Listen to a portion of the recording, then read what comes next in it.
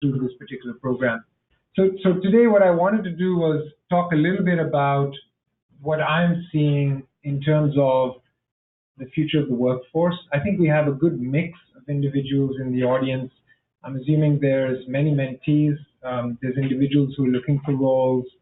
I understand there also are some mentors as well. So this is a great networking opportunity. I'd like to also talk a little bit about networking from my perspective, and I've called it purposeful networking, and I'll explain what that really means. And I think, from that perspective, the whole idea here is I openly would like to be in touch with anyone who has questions after the session. So feel free to ask questions as I go through this. Try making this interactive. I will be sticking around as well afterwards, and happy to share, further experiences and answer any questions that you may have. So if you can go to the first slide. So this is a picture of Shanghai, by the way, and basically what I wanted to talk about is technology, as many of you are fully aware, is really taking over and becoming part of the ecosystem within the workforce, regardless of whether you're in finance, whether you're in the healthcare industry, whatever industry you're in. The terminology, for example, fintech or soup tech or reg tech or something tech is definitely there, and it's here. So I want to talk a little bit about how that has transformed some of the roles that I've been exposed to. And the intention here is just to be appreciative of the workforce of the future is going to embed some of those skills. And to the extent that any of you are interested to further enhance your skills, it's an awareness. So I wanted to talk a little bit about that. So I thought, as an icebreaker, in terms of having just a quick poll around the floor, I have a quick question for you, and I'll just quickly read it out, and we can do a show of hands. I think that'll be just fine. So, when do you think new emerging technologies such as artificial intelligence, distributed ledger technology, analytics, data analytics, the RPA process, which is robotic process automation, will be fully embedded into various processes and lead to significant changes in the composition of the workforce? So obviously, a lot of you have worked previously, even though some of you are still looking for roles here in the Toronto area. But maybe you can just picture what you're coming from or what you think of. So A, 1 to 2 years. It's 1 to 2 years away from the firms that you work with, or it's 3 to 5 years away from the firms that you've been working with. Next 6 to 10 years, or you just don't believe it. The company that you work for or that you've interviewed with, for example, these technologies will be adopted, but you don't really think that that's going to materially change the workforce. So A, any hands for A? Okay. B, 3 to 5 years. Okay. And the next 6 to 10 years. Wow. Okay. And those that don't believe. D.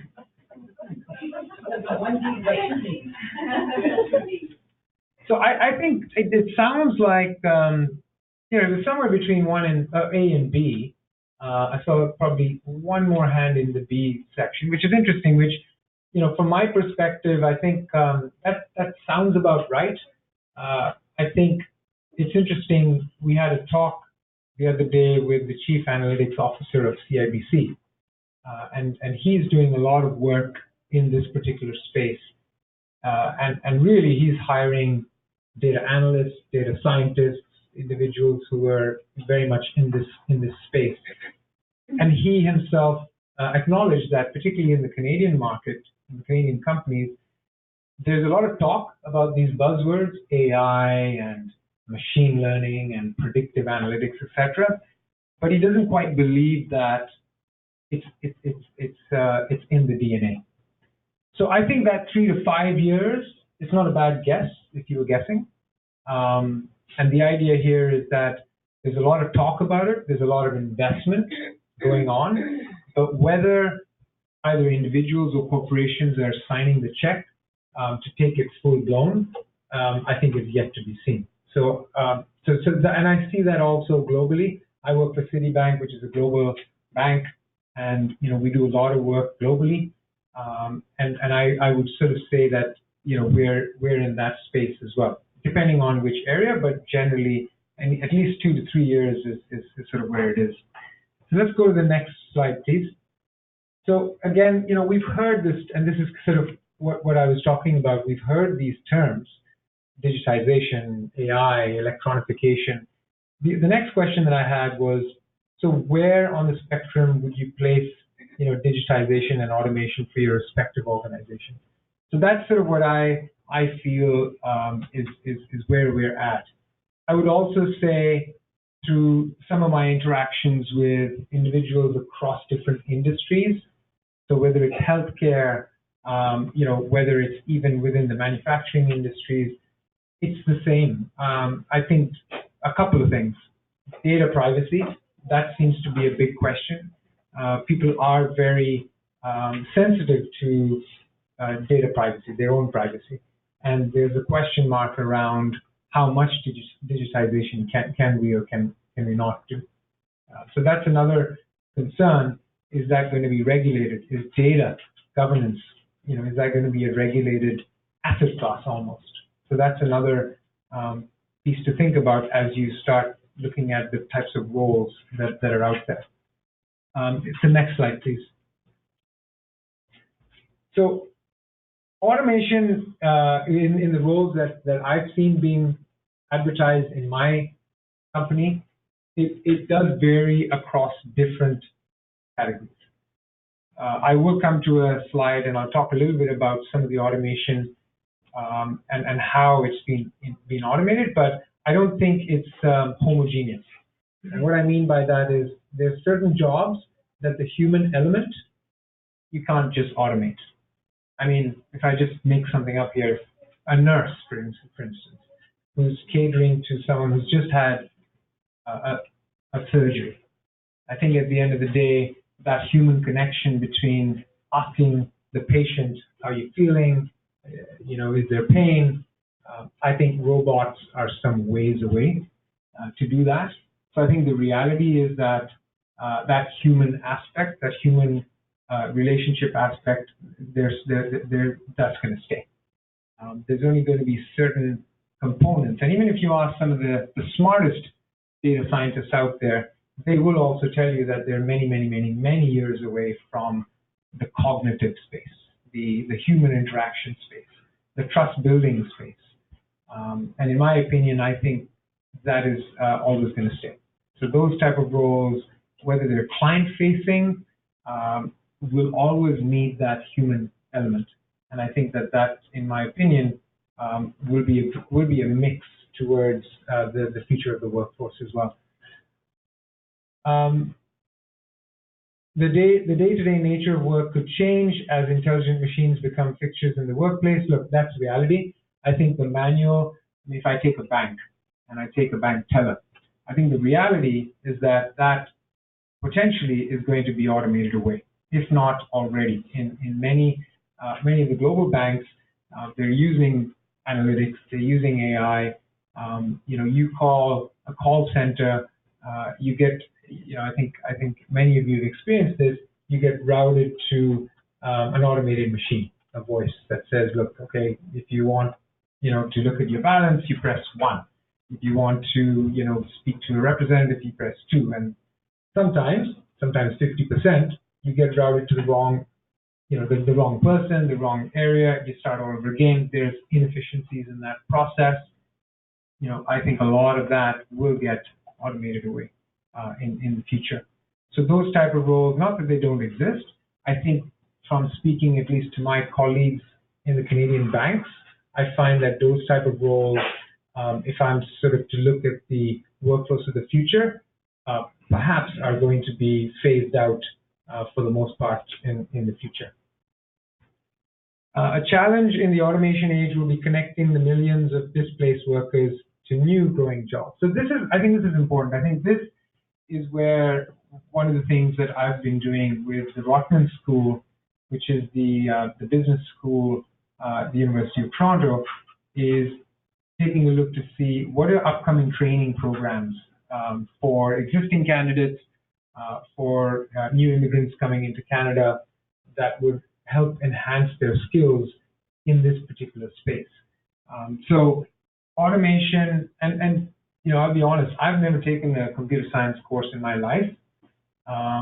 It can be intimidating, when people throw buzzwords like machine learning and Python, which is a computer, language out there, and all these different buzzwords. And if you're not familiar with that space, that can be pretty intimidating. So I think from that perspective, it's important to understand it's not about becoming a data scientist.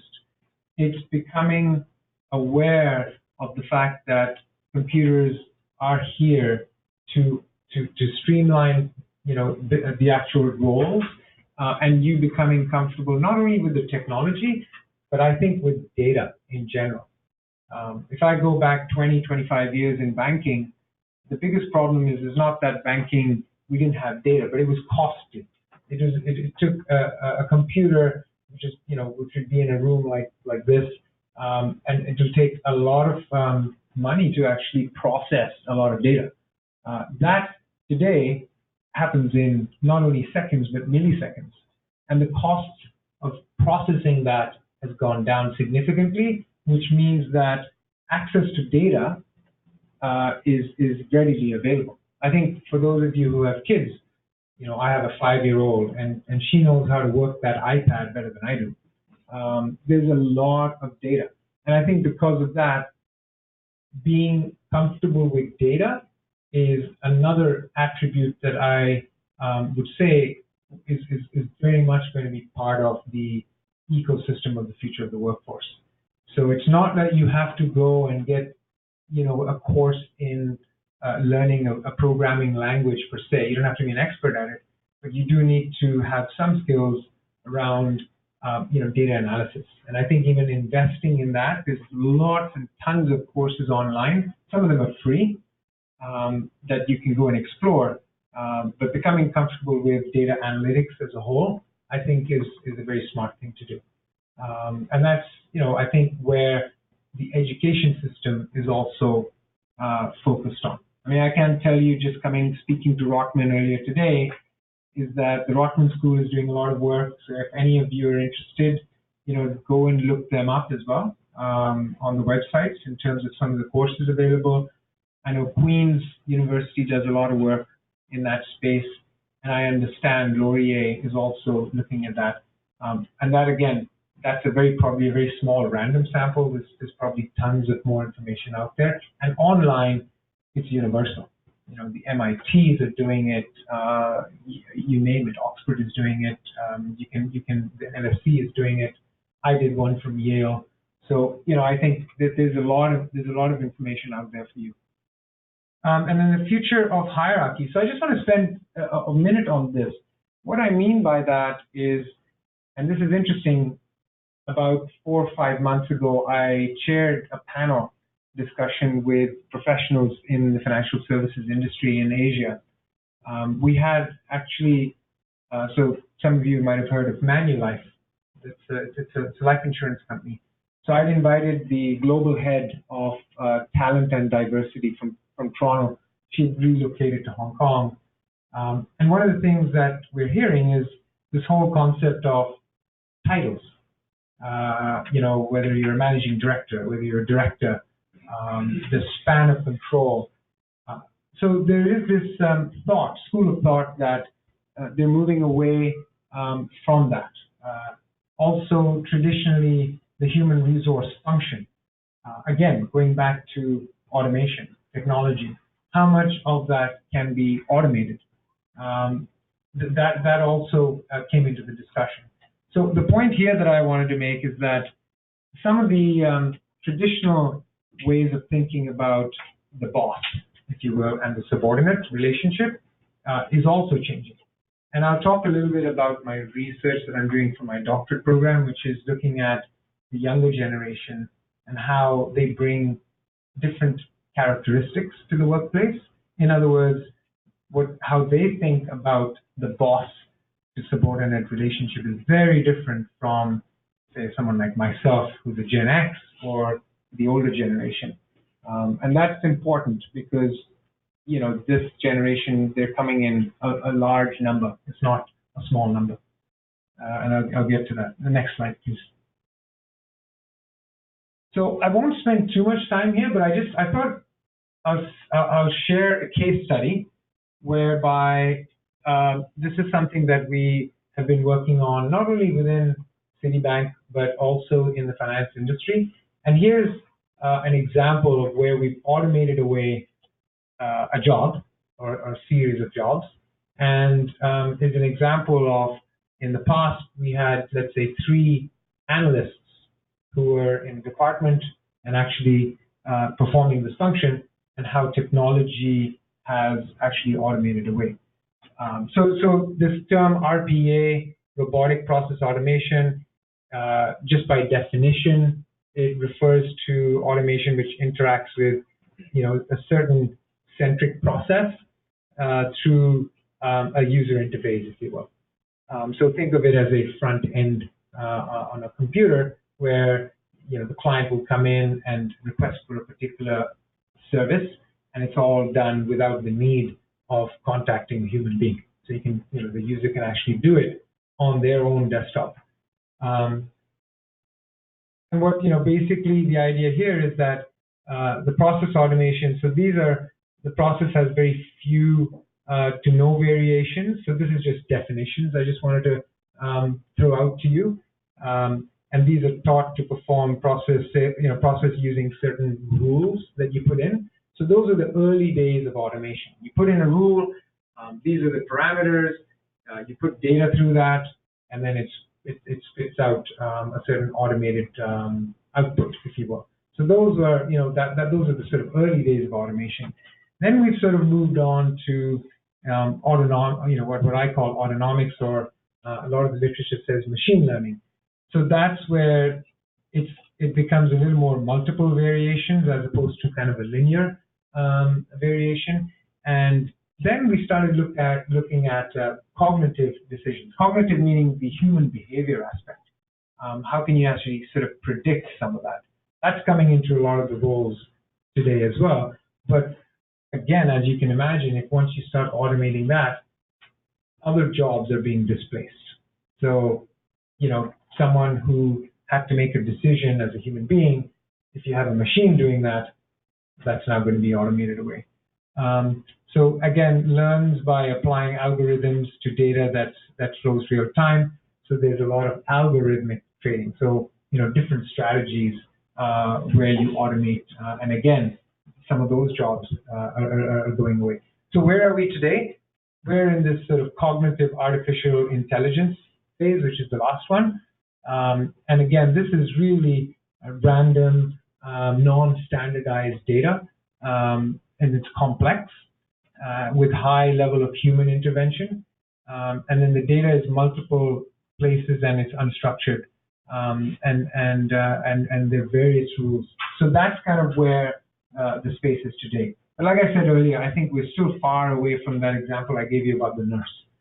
That piece is still a long way. Yes, Rajeev. So I know in the Industrial Revolution and even into the 80s, 90s, industrial manufacturing, such as, for example, the auto industry, was largely automated.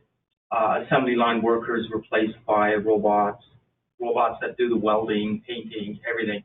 And I foresee another, like an AI revolution in the future, where it won't just be the blue-collar manufacturing jobs, but it'll be the white-collar jobs as well.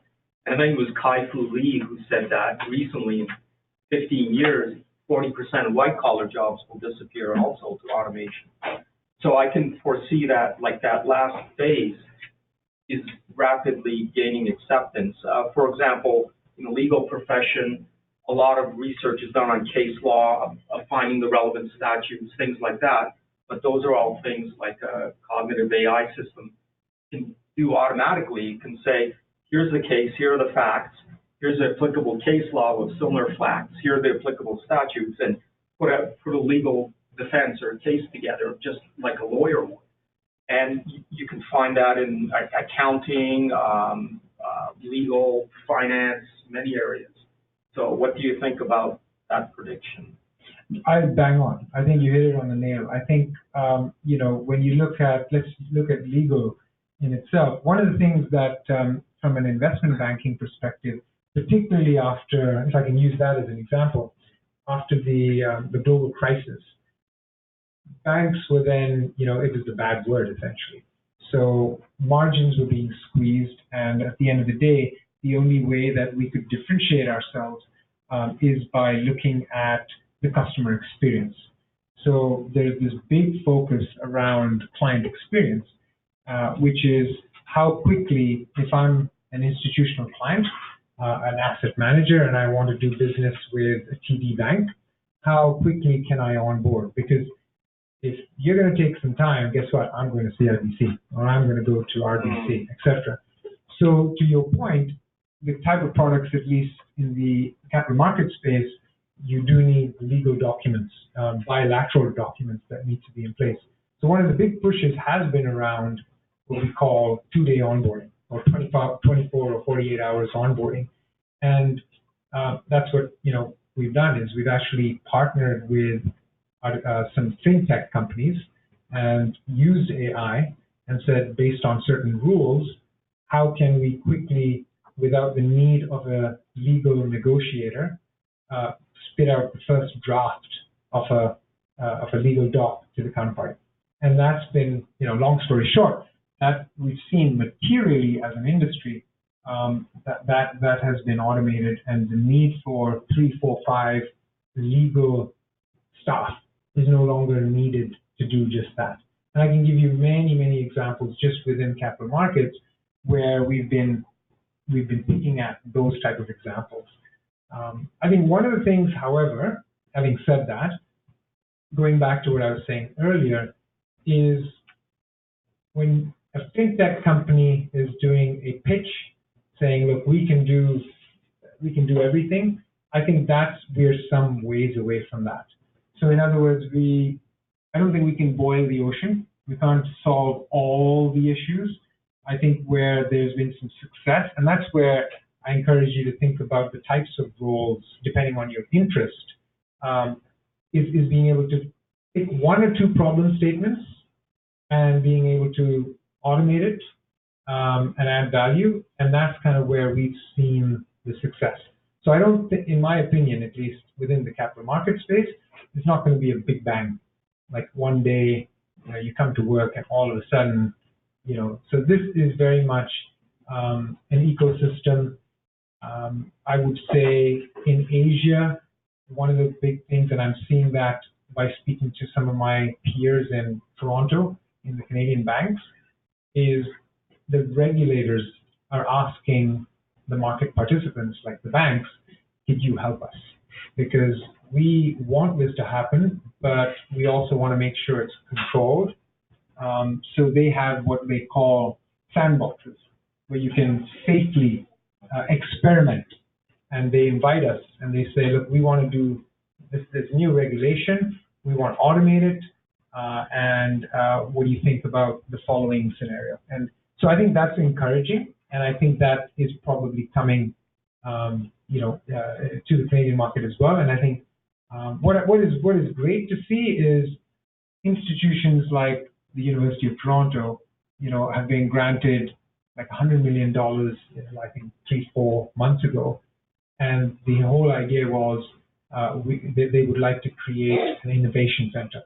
And it's not only targeted to MBAs or the business school, but it's across the entire institution. So I think one thing that's very promising from where I'm sitting is the education system here, which is very open to everybody, is actually endorsing this whole innovation, which is great to see.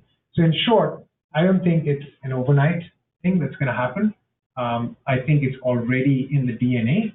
It's about picking specific problem statements, applying AI or whatever you want to call it, and then addressing those initiatives. And that's where there's opportunity for individuals like yourself to think about the future of what roles potentially. Well, here's a concrete example. Recently, in the last year, I opened some accounts at Wealthsimple, and that's one of those robo investors. Right. So instead of going to an investment advisor and asking a bunch of questions, well, they've automated that. So now they rebalance the portfolio and everything, and for virtually no charge. So there's an example of where they're taking away some of the business of the bigger banks like CIBC into a more boutique kind of investment a company where you can open an account like that within minutes or open up TFSA. No, I completely agree with you. One thing I do say is, however, there's certain individuals, it does go down in terms of risk averseness versus not. If I speak to my dad and I kind of, pitch that idea, he'd be like, no, I need to talk to someone, So I think that idea is definitely there, and in the interest of time, maybe we can move to the next slide, and I'll talk a little bit about some of how my research also touches on this. So I won't go through this in too much, but this is just, again, it's extended to the previous slide. An example, it's a very busy slide, so all this is saying is what we've done at Citi is we've taken the entire user experience and automated it where, up top, the client comes in through some sort of some communication platform, and we call it Symphony. They're able to sort of come themselves, place a request. It goes into the pipelines, depending on what that request is. And this, for example, could be, again, it's an institutional client, so they may want to set up certain reports. It goes through the pipes, it goes through the various rules. It's digitized, it's processed. And then also, I think the biggest advantage is that the client themselves can see where in the process their request is. So there's a full transparency around that. And again, to your point, the need for an advisor to actually give you a statement kind of goes away because it's real time. You can go in, you can take a look to see where exactly your request is, and at the end of the day, in fact, provide feedback. And there's some machine learning that goes on here as well, because a lot of it is being able to automatically send a report to the client. And to the extent, just to give you an example, if we have the wrong email address and it gets sent to the client, but it bounces back, we then, we'll go in, we'll put in the correct email address, and then the machine learns for the next time that is the new contact. So there's a bit of machine learning that's going on as well. And that's just one example of how we've sort of automated away, in a department. And what about the settlements using blockchain? So yeah, that again I think that is more a reality that I see in place, particularly because you have audit trails, and I think the whole distributed ledger automation is very real, and it's a matter of time that everyone is going to embark on it. I mean, I can go on and on, but even virtual banking, in Hong Kong, there were 7 banks that got virtual banking licenses. That's huge. It hasn't quite taken off here, but that also in the banking space is another area that I think to watch out for. So this is another show of hands. Rank in terms of priority, which employer offering means the most to you from a career perspective. So it's slightly shift in topic. Number 1, monetary awards, compensation, allowance, and benefits. Number 2, career development, so promotion, training, mobility, networking. Number 3, career engagement, so whether it's diversity, mentoring, team dynamics, being involved with the community.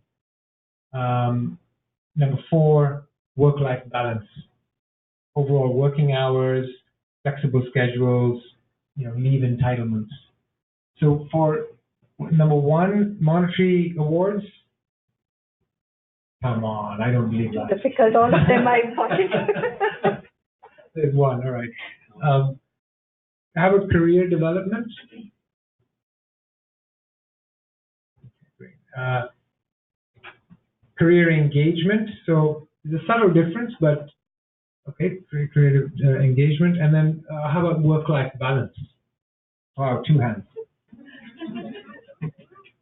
Right. Okay, so I think it's between then number two, which is the career development, and work-life balance, which is good to see. And I think, and again, I just wanted to get a sense. There's no right or wrong answer. I think at the end of the day, it makes sense. I think when you look at the amount of training that is being invested, within even within our space is tremendous. Technology obviously being one of them, but I think one of the things that I'd mentioned it earlier is this whole human relationship aspect, the soft skills. I think at the end of the day, leaders are acknowledging that is equally important. I actually worry about the millennials a little bit, given the amount of technology that they're engulfed in. When I take a subway ride in Hong Kong, I think 90% of the passengers are in their gadgets, like this, and having this kind of conversation is rare. So I wonder, whether when rubber hits the road in terms of coming up with real life problems, candidly, the ability of that, and the research also suggests some of that as well. So that it's an interesting, it's a point of view, but that's why I would say that this concept of career development, not only is it hard skills, but I think a lot of it is the soft skills that a lot of these organizations are focused on. At least I can say Citi, and I chair the COO Markets Committee in Asia for one of the securities associations, and my counterparts, so whether it's Goldman Sachs, Morgan Stanley, all of Deutsche, etc., my peers, they feel the same way. And we've actually got a talent committee, and we talk a lot about this. And of course, work-life balance. I think that's equally important from a motivation perspective. So what challenges do firms face in attracting and retaining the right talent in this highly competitive environment? So I've sort of put two areas here, and this will be a good segue into my research. But I think, as I was saying, on this talent committee, diversity is very important. And not only from a gender perspective, but there's a lot of talk about, again, I just look across the room, individuals are from cross cultures. So there's that diversity from that perspective. From a skill sets perspective, I think that's something that I look for when I hire is, yes, I need certain product skills. So someone should know how a capital markets product, perhaps, for instance, how that functions. But we're also looking for diversity in terms of thinking outside the box, how from a solutions perspective, how you're thinking about a problem. One widget is a widget is a widget. So I think diversity is definitely something that is here to stay in terms of the future of the workforce, and that's something that I'm pretty confident that employers continue to look for that diversity. And then the millennials. Now I'm passionate about this because this is part of my doctorate studies, and research suggests that the profile of millennials generation will care more about the work experience. As many of you mentioned, the work-life balance is also important to them. Believe it or not, corporate social responsibility is also very important. So in my model, I'm actually challenging that, whether this generation, do they truly believe in a cause, whether it's clean environment, whether it's some sort of contribution to society, whether you want to wear something that has nothing affiliated with child labor, for example, or are they actually signing up for these projects because their employer is doing it? So it's like the Facebook effect. Well, my employer is doing it, so if I sign up for this project, then my manager is going to, my performance appraisal is coming, and I think I'm going to look good if that happens. So I am challenging that a little bit. I think it's a little bit of both, but the data will suggest it. But the reason I'm just raising that there is that these are the type of discussions that we are facing when we're interviewing for roles with this generation, and I think some of you fall in that category. And all I'm saying is that there is an awareness of the importance of social responsibility by employers today. And if you're interested in that space, I think there's opportunity there. So it's the end of shareholder primacy? Yeah, I mean, the whole thing about shareholder value, I think we've been peeling the onion and defining that in terms of who exactly is the shareholder and what does that exactly mean. And the only other thing, I would say is, this concept about the boss versus the employee. What some of the research suggests, particularly in the West, is, at least in my generation or the baby boomer generation, is if the boss is saying something, hey, I'm probably I should get that done. This generation is slightly different, in the sense that they do need to see the big picture. They also enjoy being coached as well.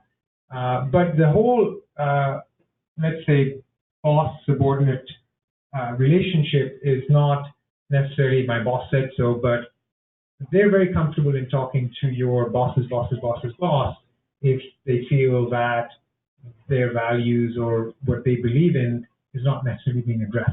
And they have no qualms in walking into the CEO's office and doing that. So I think that's an interesting concept. I'm trying to tease that out a little bit with the Asian cohort, but that is quite it's quite revealing in some of the Western empirical research. So this is my research model actually. So what I'm looking at is I'm looking at leadership. So two different coaching styles. One is called guidance coaching.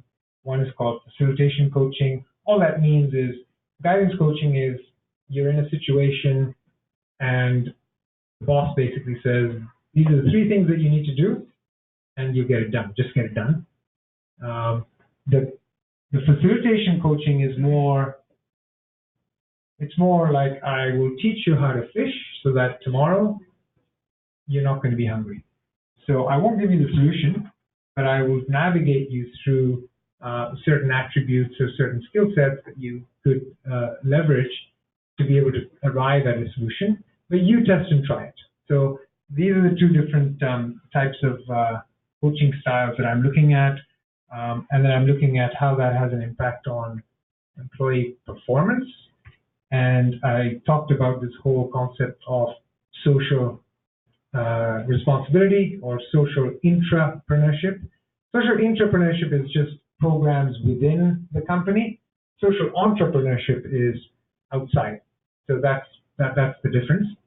And impression management is this whole thing that, hey, I'm trying to impress my boss, that's why I'm doing it, or I actually believe in the cause and that's why I want to make a difference. So that's kind of the impression management. And I have some hypothesis testing, but hopefully maybe this time next year I'll be actually talking about all those results. So in summary, for this particular section, look, what I wanted to do is just at least make you aware, at least from my perspective, on some of the work that I've done, particularly from Citibank's perspective and the capital market space, where I see, so it's really, the future of the work. It's certainly going through a lot of, technology adoption in general, and to your point, it's across different industries. It's just not one area. It's part of an ecosystem.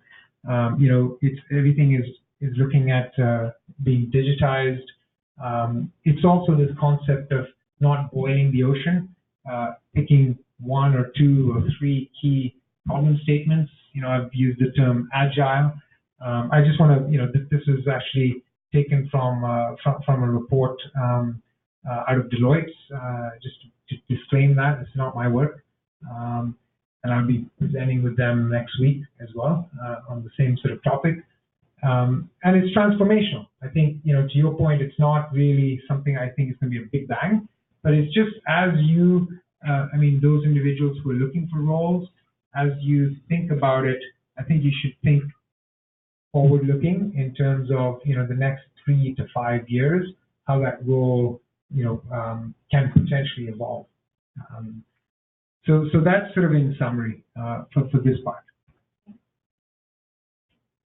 Now I wanted to kind of switch gears a little bit, and this is something that, again, not part of my research.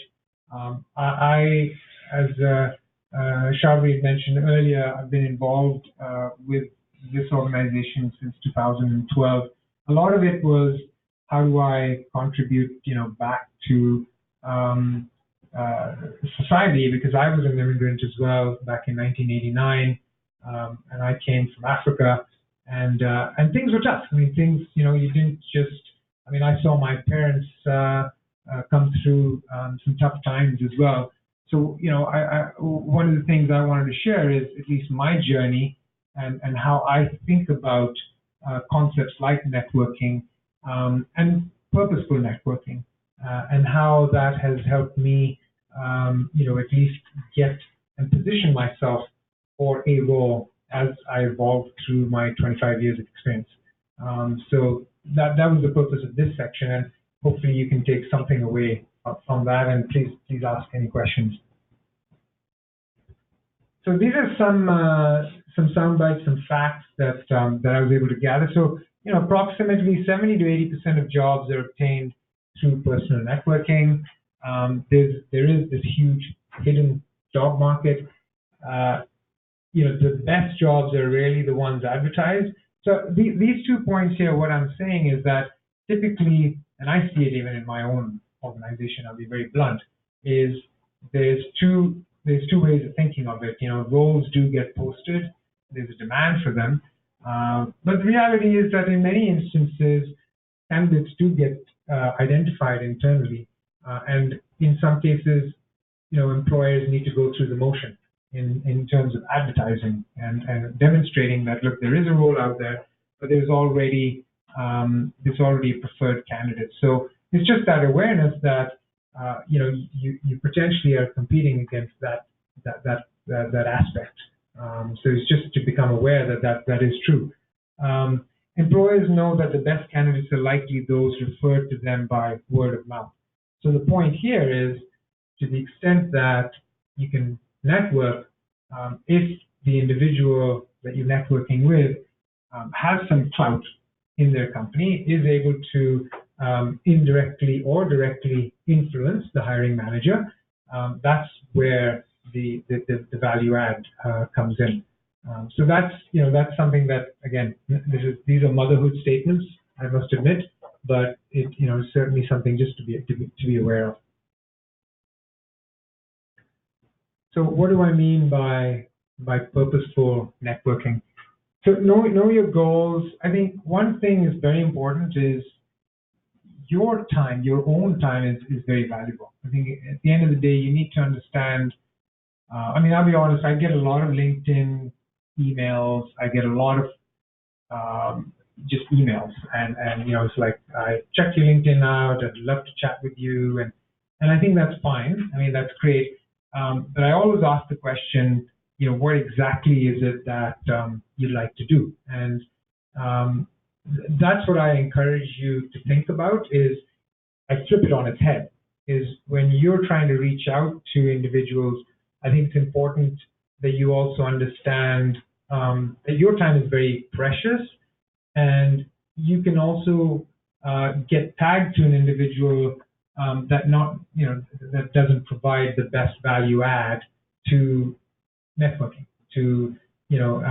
And sometimes, yes, I agree, it could be a little bit of a test and try. You may not know what you don't know, but I think there is some value in investing and understanding who your target networking audience really is. And that will save you time, and that will also, it'll provide you some clarity in terms of what it is that you really want to focus on, because you really are then peeling the onion in terms of what questions to ask. So that's what I meant by sort of your time is valuable. And then who and where to network as well. I think one of the mistakes that I made as well, coming out of my education, was just having a very generic resume and just blasting that out across different industries, for example. So maybe tailoring and understanding, again, what it is that you want to do is very important, but to the extent that you are open-minded, perhaps having multiple profiles, but still keeping core to your strengths is probably a prudent thing to do as well. So that's what I learned sort of the hard way. Generic is in those instances doesn't always work. So that's what I mean by sort of who and where to network. And then also, what can you bring to the table or hit the road running? I think a lot of what I've seen, this is my own personal experience, has been what individuals are doing seems to consume the resume. And I find that that's fine, but I think where I'm looking for is, all right, I have another 100 resumes to go through. What really is going to differentiate this individual? So it's almost showcasing, and keep in mind, I mean, I don't have the exact number here, so please don't quote me on it, but I can tell you that within the first 10 to 20 seconds, when a recruiter looks at your resume, they would then switch off. So it's really being able to capture the attention right within those 10 to 20 seconds. That's where you want to really zone in. So it's really about the strengths that you bring in, how that could be transferable, and really what could you add hitting the road running. I mean, if you don't know how to price a capital markets product, I'm okay with that. But what can you bring to the to the table? And you can cite that very in a completely different setting, but you need to make that point really up front. And I think that's something, to me, that resonates with me when I either speak to someone or I'm reading a profile. So I think that's another area. It's probably prudent to really peel the onion as you start thinking about networking, as you start thinking about even through the interview process. Me Inc. Again, what do I mean by Me Inc.? Me Inc. again is my time is valuable. I work for myself. I don't work for anyone, even if I'm employed. I have my skill sets. You need to be able to ask yourself, what is your mark to market? There's no right or wrong time frame, but I do that constantly. I've been, in financial services 25 years, but I will always ask myself, so what is my mark to market on a day-to-day basis? You work for yourself, your time is valuable, you should have a mark to market. You should be able to do that elevator pitch, right? So you're going down the elevator and you're talking to a senior person. You should be able to articulate what is your own brand, your personal brand. And that is what I mean by Me Inc. And I think the more you focus on that, it's very clear, and make it very simple, to the point, and that's where people resonate, and that's where your authenticity comes out in terms of you being very authentic. Because the last thing is an individual that you've interacted with, and they feel that it's more a kind of a checkbox, and you don't want that, because really it's about trust building. So really thinking about yourself first, I think will pay dividends in the future. And then just I think persistence. Persistence that's what I mean by follow-up, is also key. I think one of the things that I always am impressed is an individual who would approach me, they completely understand the backdrop. For instance, I've got a hiring freeze in our company. And I will say, look, your skills are perfect for this role. At this point, we don't have the budget, but guess what? It may come. And the persistence of keeping in touch and just being able to position yourself. It's like, for those of you who played golf, being able to, tee up that ball to that sweet spot where, you like the height of that ball, and that's where you're going to get that good shot. Like always teeing up yourself for that next position. And I think that's really what I mean by persistence and follow-up. So the last sort of section I wanted to talk about is building an ecosystem. And if we can go to the next slide. So again, it's a little bit of a summary of what I've been talking about anyway. I got this slide. I recently completed the Leading and Managing Global course at Yale. And this resonated with me is, what are the bases of power that you have? Don't underestimate your own power. A lot of you are coming from different countries. You have to value the skill sets that you bring to the table, despite the fact that you might hear the term Canadian experience 100 times. At the end of the day, do not underestimate it. Very important.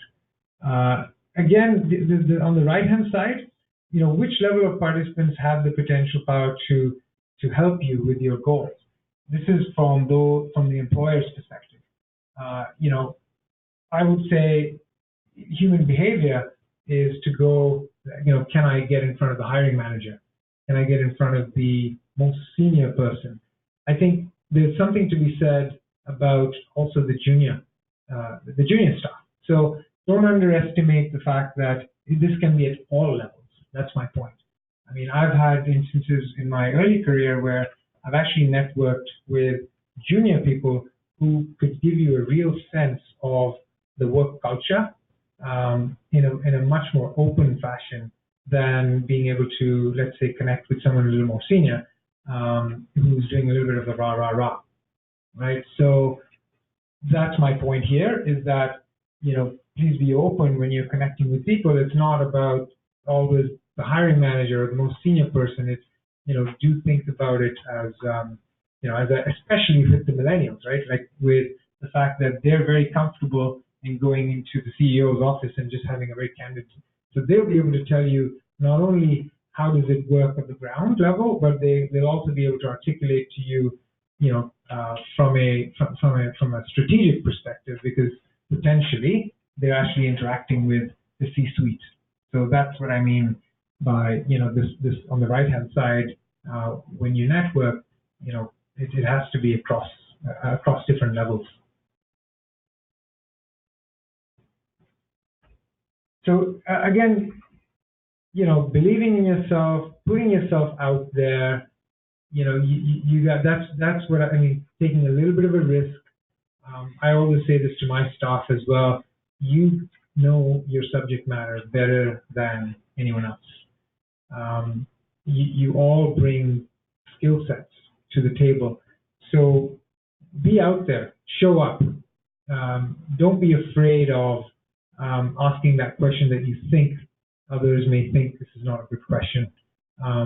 Get yourself out there. I think that's what resonates with employers. They want that sort of thinking, because 9 out of 10 times another person is thinking about it, but they're just not saying it. So getting yourself out there is important. I've come across, in fact, some of my mentees who have actually volunteered. So there's one of them who actually did their project management certification and is volunteering to help out other candidates in terms of the curriculum, and found that very, very fruitful.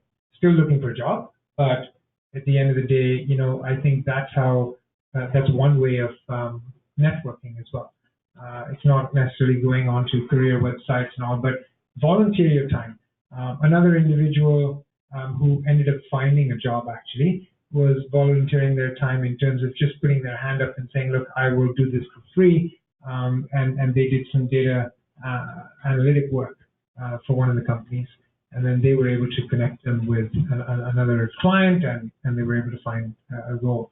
So I think that's one way of doing it, and share your knowledge. I think at the end of the day, it's very fulfilling in terms of the happiness factor, if you will. The J curve, again, this all that I'm trying to say is, for those of you who are looking and haven't found anything yet, it'll get tough first before it gets better. So the J, the dip in the J is the tough portion, and guess what? It's gonna, you'll catch up. Trust me. I mean, I think that's something that, at least from the individuals I've dealt with here, they once they get going, they really get going up that J. So that's what I mean by the J curve. Talent is what will get you in the door. It's really your character that will keep you in the room. I got this quote from somebody that really resonated with me, and I think that, again, it sort of goes back to this hard skill, technical skill versus the relationship aspect and your character. At the end of the day, it is all about the team. And if I look at, I have a team of about a dozen people in Asia, and it's scattered from Australia, Singapore, Japan, and Hong Kong. And it's really about the team. And at the end of the day, you're as good as the people. So, character to me is very important. Who will be in the trenches with you in the tough times?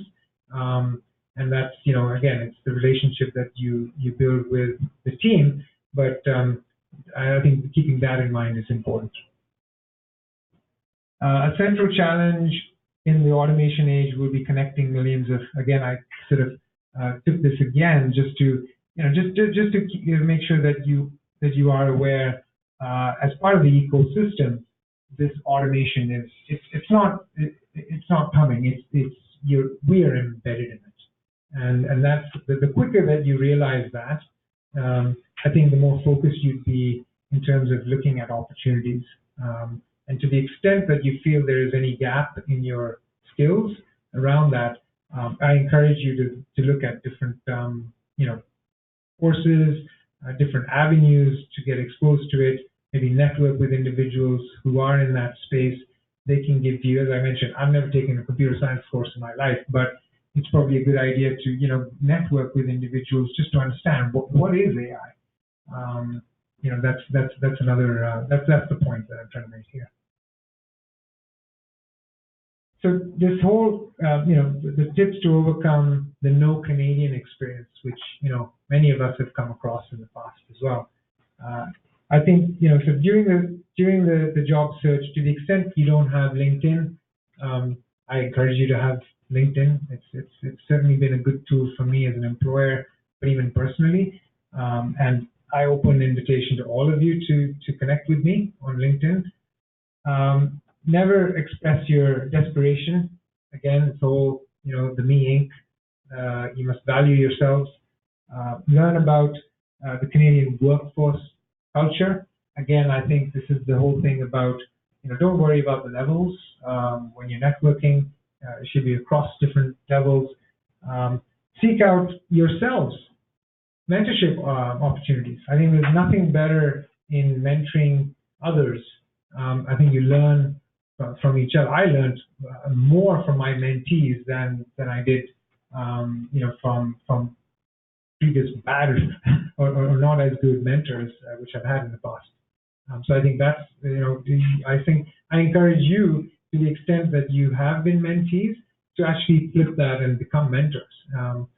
From a voluntary perspective, you'd be surprised how, how much you get out of that. And then networking. I think that's we've already talked about. During the interview, this is a little cliche, dress for success. It makes a difference. It does make a difference. It does show, your level of, I guess, engagement, whether you want to call it professionalism, just basic manners, actually. I think, so that's what I mean by that. highlight your transferable skills.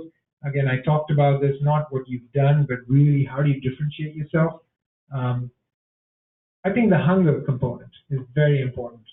I will tell you that without stereotyping, that I've come across many instances where individuals seem to feel entitled to, either receiving certain, whether it's from an educational perspective or whether it's a particular role. I think that hunger component employers are definitely looking for. That need that look, I don't have these skills, but guess what? I will be able to deliver. I'll be able to do these 3 things to get it done, and this is why, and this is how I did this in my previous firm, and it was successful, or it failed, but I learned from it. So that hunger, that drive is important. By just saying that, look, when I'm coming from this company, and I had an individual who's at McKinsey for 2 years, and they're like, "Oh, I came from McKinsey," and they were not able to actually articulate how they succeeded, and to me, that's a put off.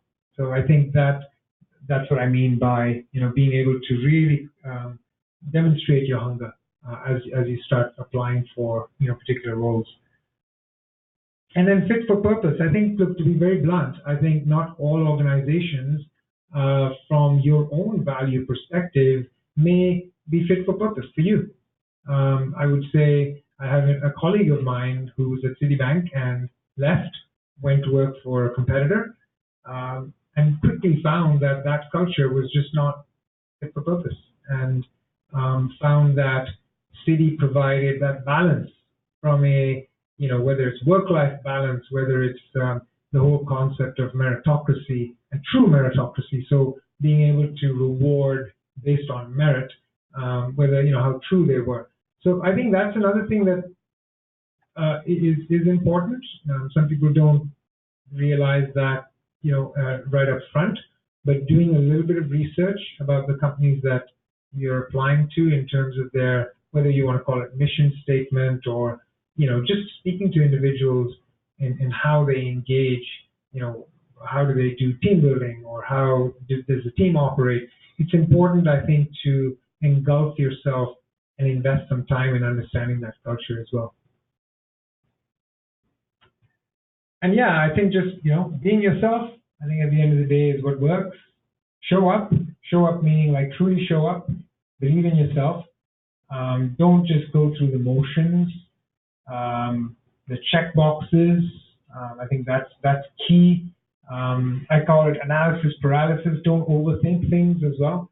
Get caught in your own analysis. So this person thought this, and perhaps I should have known the answer to this particular analytical question, or don't get. I think the more you're able to get outside of those cobwebs and just be yourself is what probably will shine through your interview process. So just in closing, the need to look at modernization and strengthening the social safety net to support workers as they transition between jobs. I think that's going to be center. And as I mentioned, it's not a matter of when digitization gets here. It's a matter of how we prepare ourselves proactively, being comfortable with data, for example, the point I was making earlier. So it's here. I mean, this whole digitization space is here. As you look towards roles, you will see some elements of that. So think about that. Data, big data, and even bigger data, become comfortable with it. Don't underestimate the power of networking, relationships. Trust, I think, is a really big thing. At least once once you get the job. I think there's definitely a study out there that Harvard did, and apparently, from what I understand, it's 100 years study. So you can just imagine, like, researchers have died and passed on their research to pass the baton on, and the successful companies that are out there, they interviewed leaders, and it was really about trust at the end of the day. It was not the hard skills. but it was trust. So that's it's definitely in the research. Talent and diversity, that's an asset, it's a key asset. From what I've seen, a lot of the firms are heavily invested in that. So that's something that you don't need to be worried about. I think once you're in the ecosystem, that's something that seems to be a common trait for the future of the workforce. And we need to be aware of this cross-generational and cultural leadership. Even though I'm not actually looking at the cultural element in my research, there is a cultural component. An individual from China who is a local educated versus an individual even from China who is a Western educated, even within that, there are certain aspects that are different. So just being as leaders and as individuals, as employees, just being aware of that in the various communication styles, they do differ. So there's a cultural component as well as the generational aspect. And I've already said this, you build your own meaning, you build your own ecosystem, and get yourself out there, be the best version of yourself. That's what's going to show up for differentiating yourself, and be purposeful. I think that's the key. Whether it's networking, whether it's looking at multiple resumes, building your LinkedIn profile. I think it's very important to be purposeful and deliberate, and that's what's going to come through. Your authenticity is going to come through as you start thinking deeply about what it is what value you can bring to an employer. So with that, I think I've come to the Q&A section. So if anyone has any questions, please feel free. I'm here as long as Charlie allows me to be here, and happy to answer any questions. Any questions? Don't be shy, you guys. Come on now. Don't be shy. So, more than the question, it's an advice which I see. There is digitization, there is automation. Half of the world is facing the challenge of unemployment. Right? The Western countries, they have their own trade and tariff wars, with the Eastern world. How do we hedge that risk? From a government perspective, from a regulator perspective, and me as, let's say, an employer and an employee, how do we hedge that risk? So let me just clarify. When you say hedge the risk, is this more from a governance point of view that you're talking about the risk? Like what specific risk do you have in mind? So risk in terms of unemployment, which may eventually lead out to governance issues or criminal issues, maybe. Right. Yeah. So I think first of all, again, going back to what I was saying earlier, I think we're not there yet, right? And I think a lot of it is a little bit of iteration, a little bit of going back and forth and trying to understand. And I'm putting my capital markets hat on, and I can give an example where the Monetary Authority of Singapore, for example, they're doing a lot of work on data privacy. And the idea here is that if we are to give open technology to some of the market participants, a lot of the data, will that become open? And if it gets leaked out, what are the consequences of that, right? So there's a little bit of, I guess it's a two-pronged approach. On the one hand, you talk to the data scientists, the PhDs, and they're like, we're ready to go. We've got all our algorithms ready. You just have to push this button. We've got all our